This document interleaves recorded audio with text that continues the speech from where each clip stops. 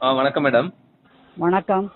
இன்னைக்கு முதலமைச்சர் விஜய் அவர்கள் பார்த்தீங்கன்னா, திருச்சி கிழக்குல ராஜினாமா செய்த தொகுதியில மக்களுக்கு வந்து நன்றி செலுத்த போயிருக்காரு. ஜெயின் ஜோசப் காலேஜ்ல இந்த நிகழ்வு வந்து நடந்திருக்கு. இந்த நிகழ்வை நீங்க எப்படி பார்க்குறீங்க மேடம்?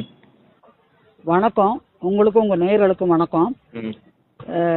நீங்கள் இப்போ தெரிவிப்பது என்னன்னாக்கா, நீங்கள் சொல்கிறீங்க மக்களுக்கு நன்றி தெரிவிக்க போயிருக்காரு வாக்காளர்களுக்குன்னு, ம். கரெக்டா? ஆமாம். ஆனால் காலையில் நீங்கள் வந்து தொலைக்காட்சியை பார்த்துருக்கணும். ம். தொலைக்காட்சியில் என்ன சொல்கிறாங்க, அவருடைய தலைவர் ஒருத்தர் கூப்பா கிருஷ்ணங்கிறவர், ம். அதாவது இப்போ ஹவுசிங் போர்டு சேர்மன் நினைக்கிறேன், அவர் சொல்கிறாரு, அது வந்து மக்களுக்கு நன்றி தெரிவிக்கும் கூட்டம் இல்லை அது, ஆனால் மக்கள் வந்து இவருக்கு நன்றி தெரிவிக்கிறாங்களாம்.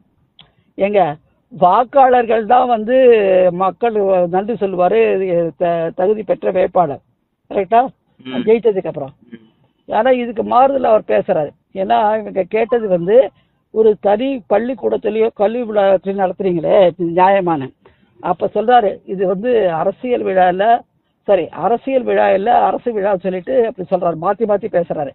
இப்ப மக்களுக்கு ஒரு தெளிவு வேணும், அது அரசியல் விழாவா இல்ல அரசு விழாவா? அரசு விழானாக்க ஏன் அந்த ஜோசப் கல்லூரி, சென்ட் ஜோசப் கல்லூரிங்கிற இடத்த முக்கியமா தேர்ந்தெடுக்கணும்? மக்கள் வந்து பாத்தீங்கன்னாக்க இதுக்கு முன்னாடி கூட கூட்டம் போட்டாரு, அதாவது தான் வந்து இப்போ தேர்தல் பரப்புரைக்கோசரம் அந்த திருச்சிக்கு பக்கத்தில் இருக்கிற பொது இடத்துல பெரிய மைதானத்தில் போட்டாங்க. அதை போடும்போது இப்போ முதலமைச்சர் ஆனதுக்கு அப்புறமா சென்ட் ஜோசப் ஒரு கல்லூரியில் போய் போடுறாரு. கல்லூரி வளாகங்கள் அரசியலுக்கு பயன்படுத்துவது நியாயமா? முரண்பாடு தடை இல்லை. அப்போ என்ன அர்த்தம்? அப்போ வந்து பிரைவேட் இன்ஸ்டிடியூஷன்ஸ்லாம் நீங்கள் அரசியலுக்கு மிஸ்யூஸ் பண்ணுறீங்க. பின்காலத்தில் யாருன்னு இப்போ ஈவன் திமுக கூட பொது இடத்துல தான் போட்டாங்க, ஞாபகம் இருக்கா? அவங்க இந்த மாதிரி கல்லூரி வளாகத்தெல்லாம் போடலை. அப்போ சென்ட் ஜோசப் காலேஜுங்கிற ஒரு மதத்தை சேர்ந்து செயல்படுகிற அந்த வளாகத்தை தேர்ந்தெடுத்திருக்கீங்கிறது முதல்ல பதிவு செய்கிறோம். அடுத்தது நம்ம பார்ப்போம். இவர் வந்து இன்னைக்கு திருச்சிக்கு போயிருக்காரு. திருச்சி கிழக்கு, கிழக்காக இருக்கட்டும் மேற்காகட்டும், திருச்சி தான். திருச்சியில் ஒரு ஸ்ரீரங்க தொகுதியில் ஒரு இளைஞர் வந்து வெற்றி பெற்று இன்னைக்கு ஒரு அந்த இந்து அறநிலையத்துறையுடைய அமைச்சராக இருக்காரு. நீங்க வந்து பார்க்கணும், அங்க இருக்கிற ஸ்ரீரங்கத்தில் இருக்கிற ஒரு அருள்மிகு ரங்கநாதர் திருக்கோயில் என்பது உலக புகழ் பெற்றது. அந்த காலத்து சோழர்களால் எப்படி கஷ்டப்பட்டு கட்டப்பட்டதுங்க உலக அறிந்த வரலாறு. அங்க இருக்கும் கடவுள் வந்து ராமருக்கே குலதெய்வம் என்று போற்றப்பட்டு வரலாறு இருக்கு. சரி, நீங்க ஏன் அந்த கோயில் இருக்கிற இடத்துக்கு வந்து ஒரு முதலமைச்சராக இந்து அறநிலையத்துறை உங்கள்கிட்ட இருக்கு, அந்த இடத்துல இருக்கிற ஒரு பிரசித்தி பெற்ற கோயில் இருக்கு, அங்கேயும் நீங்க போகல?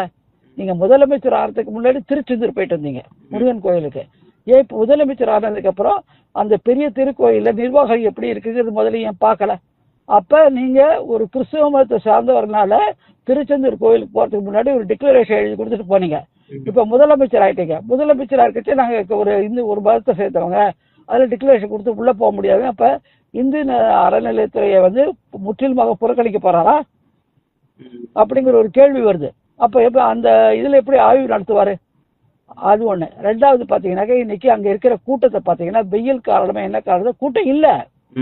ஏன்னா இப்ப 15 நாள்ல 315 நாள்ல 20 நாளுக்குள்ள நடந்த விஷயங்களை பாத்தீங்கன்னாக்க இன்னைக்கு சிங்கப்படையை நடத்துற ஒரு குழுவுக்கே வந்து பாலியல் தொந்தரவா விஷயங்கள் வெளியில வருது.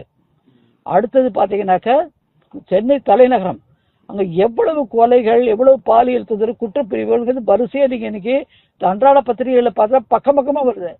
தலைநகரமே கட்டுப்பாடு இல்லை. தலைநகரத்தில் 14 சட்டமன்ற உறுப்பினர்கள் இருக்காங்க, அதுல 7 பேர் வந்து மந்திரிகளா இருக்காங்க. இங்கேயே கண்ட்ரோல் ஆகல.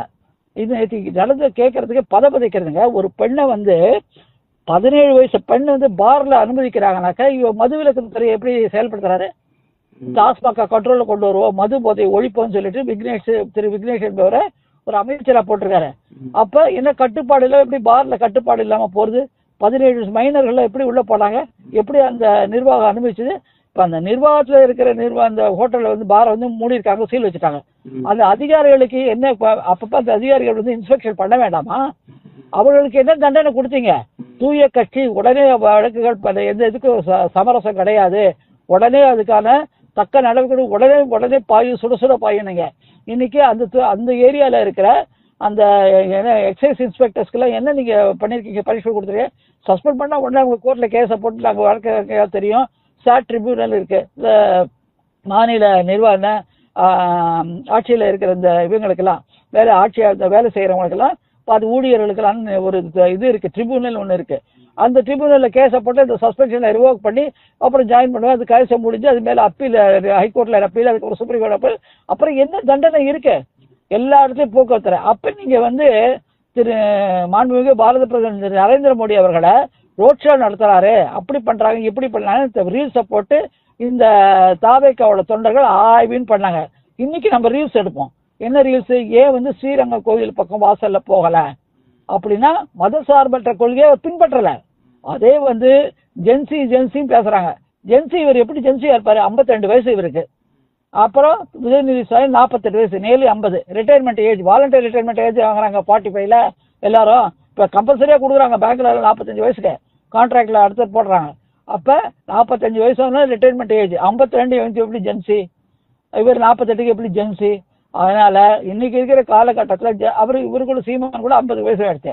அப்போ காலகட்டத்தில் ஜென்சிங்கிற ஒரு ரேஞ்சில் இருக்கிற உங்கள் கணக்கில் 18லேருந்து 40 வயசு இருக்கிறவங்க தான் ஜென்சி.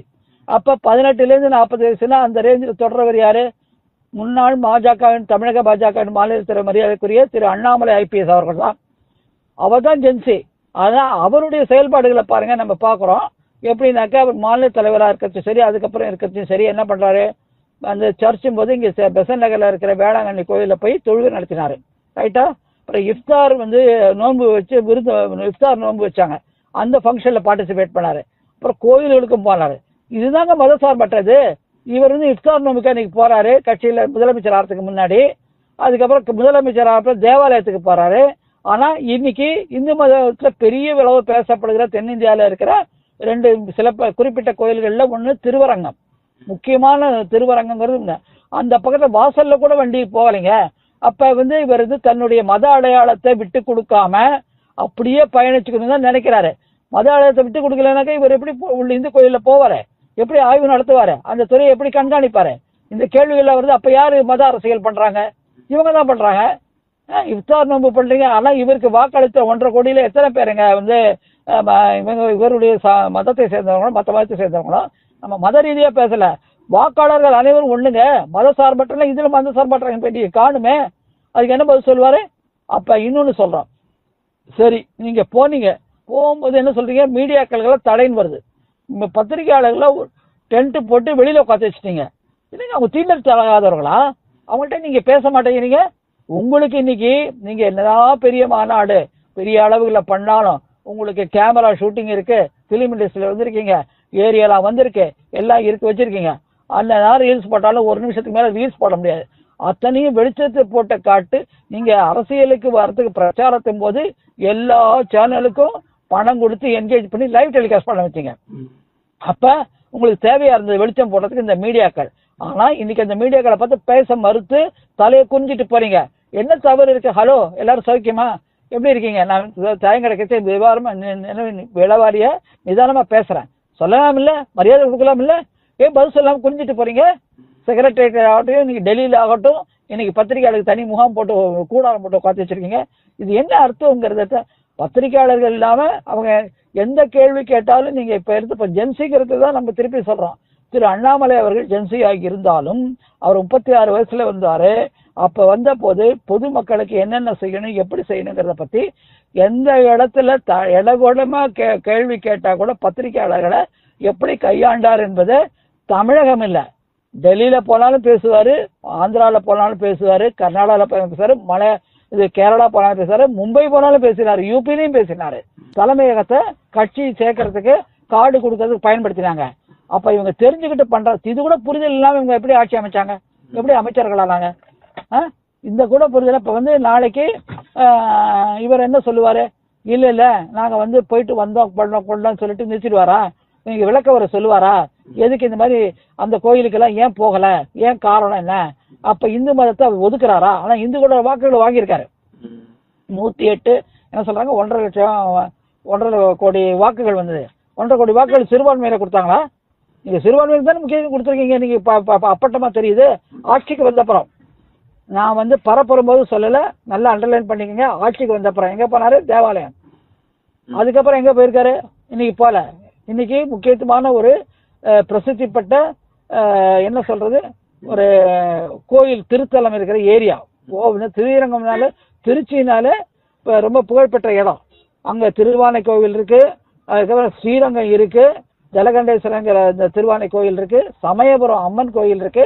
இதெல்லாம் பிரசித்தி பெற்ற தலம். வட இந்தியர்கள் பல பேர் வந்து தரிசனம் பண்ணிட்டு போறாங்க. அப்படி இருக்கும்போது நீங்க எப்படி போகல? ஏன்னா நீங்க ஒரு மதத்தை கடைப்பிடிக்கிறதுனால போகலாம், அதுதான் உண்மை.